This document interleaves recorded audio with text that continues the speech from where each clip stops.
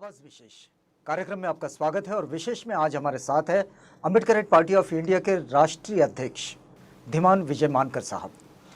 विजय मानकर साहब की जो विशेषता है कि जो समसामयिक मुद्दे और जो कॉन्स्टिट्यूशनल मैटर है, ह्यूमन राइट्स के मुद्दे हैं, इन सारे मुद्दों की जो समझ है वो समझ जनता तक पहुंचाने का काम विजय मानकर साहब करते हैं। आज विजय मानकर साहब से बात करेंगे एक बड़े ही महत्वपूर्ण मुद्दे पर, जो मुद्दा आरक्षण से जुड़ा है। मानकर साहब, कार्यक्रम में आपका स्वागत है।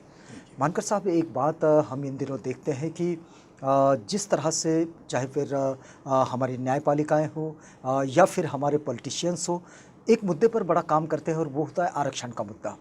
अब ये आरक्षण का मुद्दा पिछले दिनों भी इतने ज़ोर शोर से चला कि उसके लिए मोर्चे निकले, बड़े बड़े मोर्चे निकले, मुख्य मोर्चे निकले, क्रांति मोर्चे निकले, और ये मोर्चे के बाद मराठा आरक्षण की बात महाराष्ट्र से उठी और वो बात सदन के पटल पर आई, वहाँ से ये आरक्षण मंजूर भी हुआ।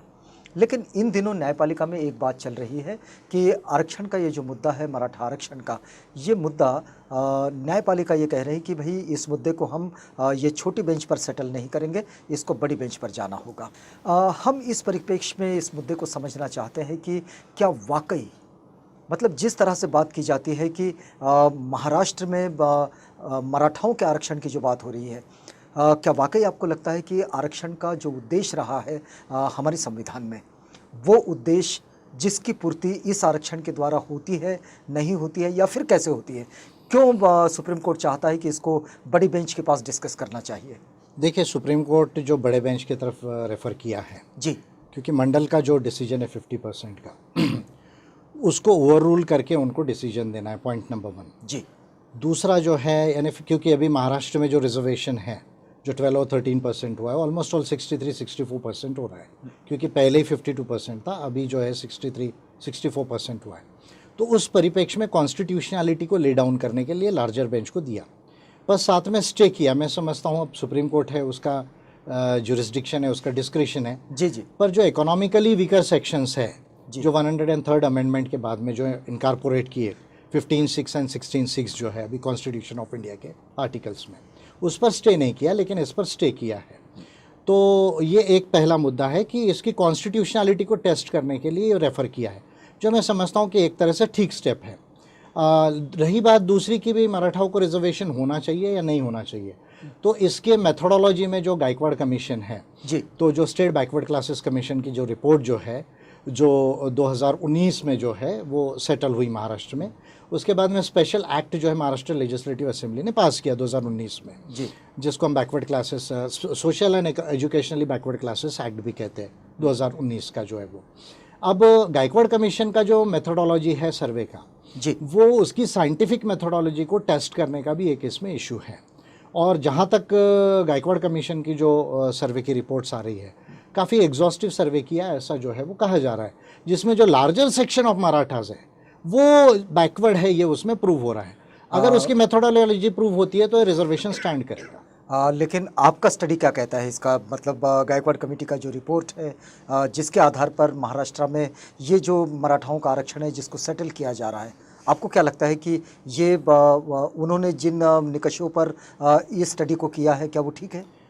काफ़ी हद तक ठीक है, पर अभी डिफरेंट क्राइटेरियाज लगा के उसको जो है डिफरेंट इंटरप्रिटेशंस किए जा सकते हैं। देखिए, जो मेजॉरिटी ऑफ द 60-70% मराठास हैं, देखिए, क्योंकि Maratha community it is not a caste, actually it is an identity. अगर आप थोड़ा सा मराठास की हिस्ट्री में जाएंगे तो 1942 तक मराठास जो है वो बैकवर्ड क्लासेस थे।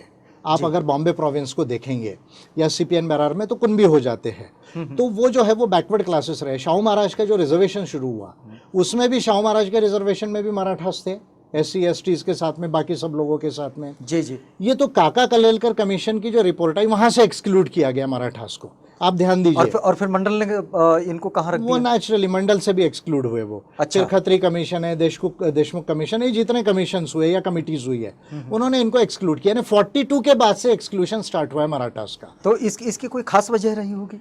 नहीं, देखिए, अब ये इकोनॉमिकली थोड़ा सा एडवांसमेंट था, पॉलिटिकल एडवांसमेंट था मराठास के अंदर में। अच्छा, तो इसीलिए जो है काका कालेलकर कमीशन तो वैसे भी जो है वो कोई कॉन्क्रीट स्टडी नहीं था, और उसके बाद मंडल कमीशन का स्टडी आया, फिर उसने भी ज़्यादा सोशल क्राइटेरियाज को लगाया।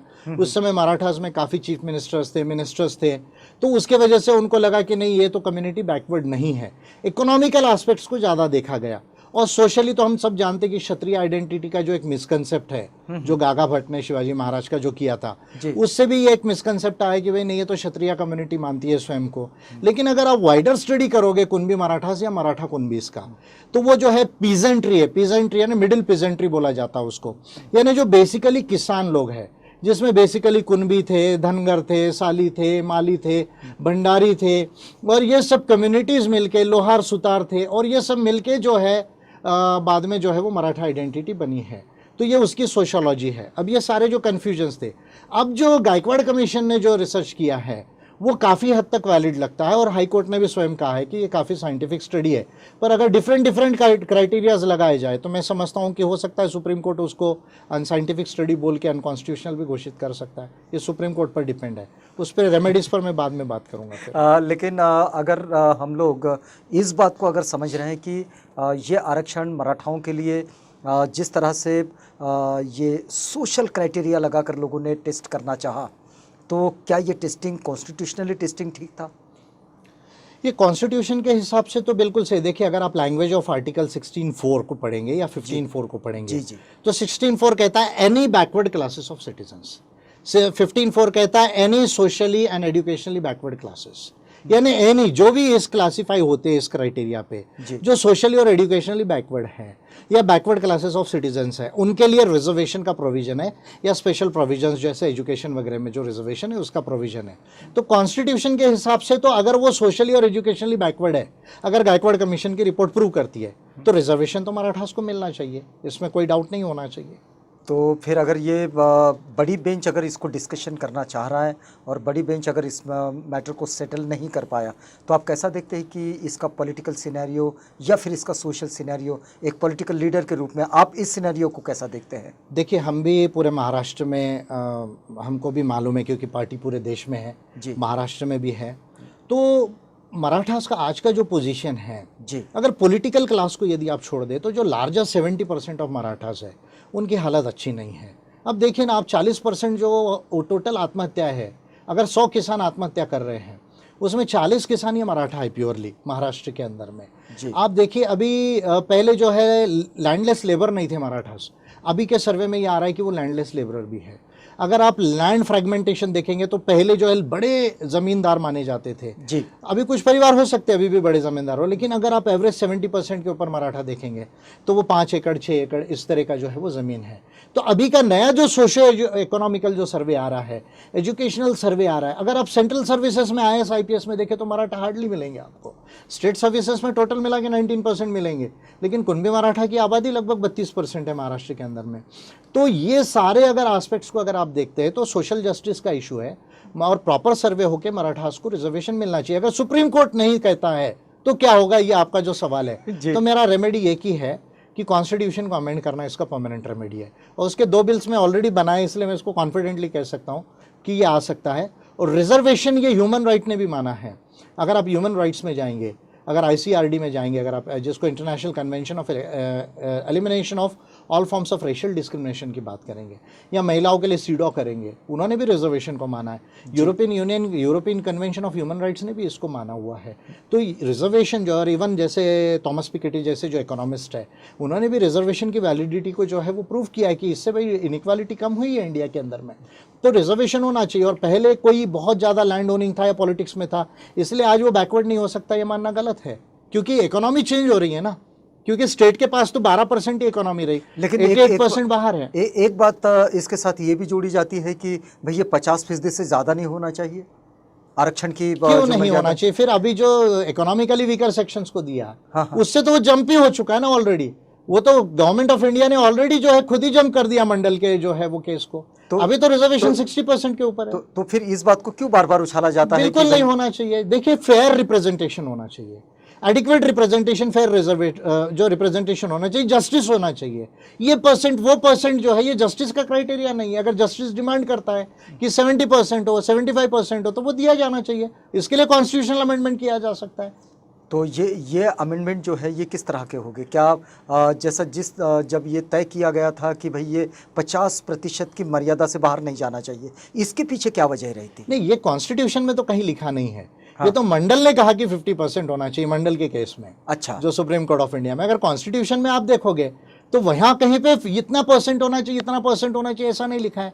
वहां तो एडिक्वेट रिप्रेजेंटेशन, एडिक्वेट रिजर्वेशन की बात की तो गई ये है। बिना मतलब से प्रचारित किया जाता है?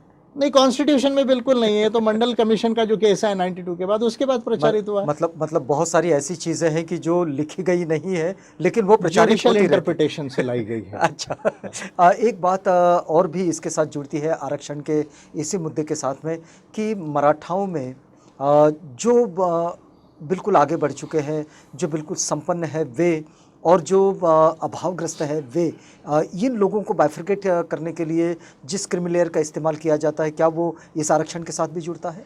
नहीं, क्रीमी लेयर लगा के आप जो ऑलरेडी फॉरवर्ड है उनको आप एक्सक्लूड कर सकते हैं ना। ओबीसी में है ही वो ऑलरेडी। मान लीजिए अगर मराठास में जो है अगर क्वालिफाई हो जाते हैं तो जो उनमें जो एडवांस्ड है, जैसे जो करोड़पति लोग हैं, मान लीजिए 10 लाख से ऊपर इनकम है और किसी के घर में सर्विसेज में 2-3 लोग, वो तो एक्सक्लूशन किया जा सकता है ना, वो कोई बड़ी बात नहीं है। पर उसके लिए 70% मराठास को रिजर्वेशन ना मिले, 80% मराठास को रिजर्वेशन ना मिले, ये कहना ये मैं समझता हूँ न्याययुक्त नहीं है। ये तो अन्याय हो जाएगा फिर।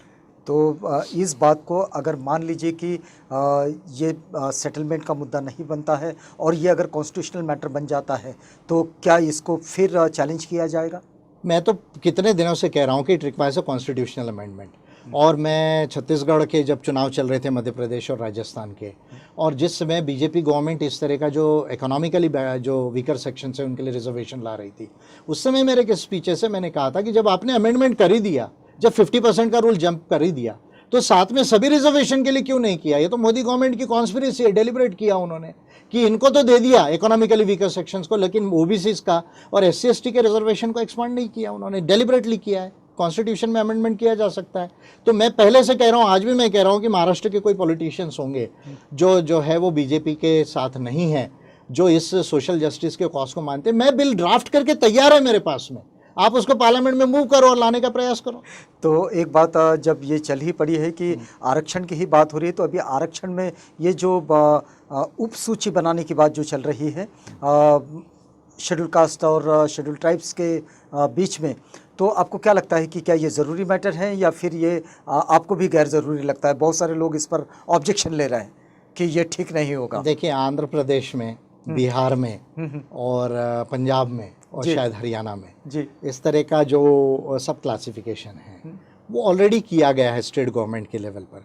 अभी सुप्रीम कोर्ट ऑफ इंडिया जो है इसके ऊपर में मुझे लगता है कि डिसीजन देने वाली है कि भाई एक ग्रुप के अंदर में अगर कोई 2 डिफरेंट डिस्क्रिमिनेशन की डिग्रीज हो, जिसको डिग्री ऑफ डिस्क्रिमिनेशन वेरी होता है जी, तो क्या इसको एडिशनल अलग से देना चाहिए क्या, कुछ परसेंटेज जो है? तो ये जो है इसको सुप्रीम कोर्ट ऑफ इंडिया जो है वो टेस्ट करेगा। मैं समझता हूँ डिग्री ऑफ डिस्क्रिमिनेशन अगर बहुत ज़्यादा वेरी होती है, मान लीजिए विद इन शेड्यूल्ड कास्ट है, विद इन शेड्यूल्ड ट्राइब है, या विद इन, आप अगर मंडल कमीशन की रिपोर्ट को देखेंगे तो जिसमें जिसको ऑब्जेक्शन क्लॉज कहा जाता है, उसमें भी ये बात कही गई थी कि भाई ये इतनी कम्युनिटीज़ को अलग से 17% दीजिए, यानी ओबीसी को 27% में 15 और 12 इस तरह का भी क्लासिफिकेशन होना चाहिए। ये उस समय में भी ये व्यूज़ आए हुए थे। तो डिग्री ऑफ डिस्क्रिमिनेशन क्या है ये प्रूव होना चाहिए, इसका सर्वे होना चाहिए, और सर्वे होकर अगर डिमांड करता है तो विद इन वो परसेंटेज जो है अलग से देने में कोई बुराई नहीं। लेकिन इसके साथ डिस्क्रिमिनेशन केवल स्टेट में सर्विसेज देने से, रिजर्वेशन देने से पूरा होगा, ये मान लेना गलत है। इसमें प्राइवेट सेक्टर में अफर्मेटिव एक्शन के लिए लॉ बनना चाहिए, पॉइंट नंबर 1। जुडिशरी में अफर्मेटिव एक्शन का जो है वो प्रोविजन आना चाहिए। तब जब स्टेट एंड मार्केट दोनों में जाकर जब जो है वो रिजर्वेशन या अफर्मेटिव एक्शन एक्सपांड होगा, तब जाके डिस्क्रिमिनेशन समाप्त होगा। तो इस क्राइटेरिया को हम लोग मराठा आरक्षण के साथ जोड़ सकते हैं? बिल्कुल, अगर ये होता है तो मराठाओं को भी अप्लाई होगा, मराठा क्वालिफाई होंगे तो सबके लिए अप्लाई होगा। चलिए, इस बातचीत को हमें यहाँ पर रोकना होगा। अगर हम इसे समराइज़ करना चाहे तो इस पूरे मुद्दे को आप कैसे समराइज़ करते हैं? मैं पर्सनली मराठा रिजर्वेशन पे कहना चाहूँगा कि 70% ऑफ द मराठास जो है वो सही में सोशली और एजुकेशनली बैकवर्ड है, और अम्बेडकराइट पार्टी ऑफ इंडिया की तरफ से ये सोशल जस्टिस का जो है वो इशू है, ये ह्यूमन राइट्स का इशू है, ये वाइडर कॉन्स्टिट्यूशनल जो है वो इंटरप्रिटेशन का इशू है और मराठास को रिजर्वेशन मिलना चाहिए। अगर सुप्रीम कोर्ट ऑफ इंडिया इसको लॉ के आधार पर डिस्क्वालीफाई करता है तो कॉन्स्टिट्यूशनल अमेंडमेंट करके मराठा और मराठा जैसी और तत्सम कम्युनिटीज़ को भी रिजर्वेशन एक्सपांड किया जाना चाहिए और साथ में प्राइवेट सेक्टर में अफर्मेटिव एक्शन आना चाहिए और जुडिशरी में डाइवर्सिटी और रिजर्वेशन का प्रोविजन आना चाहिए। बात यह है कि अफर्मेटिव एक्शन पूरी दुनिया में किया जाता है और ये एक ऐसी प्रक्रिया है जिसके द्वारा हम सामाजिक न्याय और समानता को स्थापित करते हैं हमारी जीवन शैली में और हमारी सामाजिक चर्या में। इसी बात पर ये आज बात हो रही थी कि मराठा आरक्षण के संबंध में जो पूरे देश में चर्चाएं चल रही है, इसी पर हम लोग एक छोटा सा ब्रीफ इंटरव्यू कर रहे थे विजय मानकर साहब के साथ। साहब, आप हमारे साथ आए, हमसे बातचीत की, इसके लिए आपका बहुत बहुत धन्यवाद।